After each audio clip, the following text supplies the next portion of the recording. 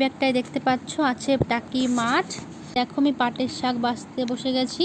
তো সমস্ত কিছু তো আমি এখন বাসি রুটি দুটো গরম করে দই দিয়ে আর কি খেয়ে নিচ্ছি।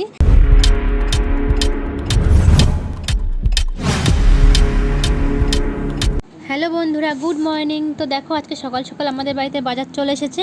বাজার থেকে এনেছে পাটের শাক, আর এদিকে ব্যাগে দেখতে পাচ্ছ আছে উস্ত, বেগুন, পেঁয়াজ, আলু, অনেক কিছু বাজার করে এনেছে। যাই হোক, তো আর এই ব্যাগটায় দেখতে পাচ্ছ আছে টাকি মাছ। তো এখন আমি মাছগুলো নিয়ে যাব কলপাড়ে আর কি কাটার জন্য। তো আজকে রান্নাটা আমি করব সকালবেলার দিকে।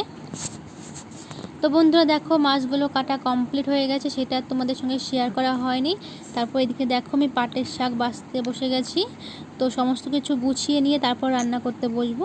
তো পাটের শাকটা বেছে রেখে তো এখানে রসুন বেছে নিচ্ছে আর কি পাটের শাকে দেওয়ার জন্য।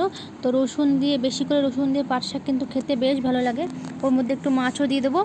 তো আমার তো বেশ ভালো লাগে, তোমাদের কার কার ভালো লাগে অবশ্যই জানিও কমেন্ট করে। তো যেহেতু একা হাতে সমস্ত কিছু করতে হবে, সেই জন্য আগে গুছিয়ে নিয়ে তারপর আমি রান্নাটা চাপিয়ে দেবো। তো তারপর দেখো আমি কিন্তু এদিকে রান্নাটা চাপিয়ে দিয়েছি, আর এদিকে সমস্ত সবজিগুলো আমি ব্যাগ থেকে নামিয়ে তো ঝুড়িতে আর কি গুছিয়ে রাখছি।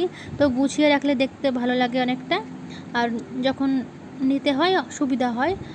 যাই হোক, তো তারপর দেখতে পাচ্ছ কাঁচা লঙ্কাগুলো, বাড়িতে অনেকগুলো কাঁচা লঙ্কা হয়ে গেছে, তো সেগুলো আর কি কাঁচা লঙ্কার বোঁটাগুলো আর কি ছাড়িয়ে রাখছিলাম। তো বন্ধুরা তারপর দেখো তো আমার রান্নাবান্না কমপ্লিট হয়ে গেছে।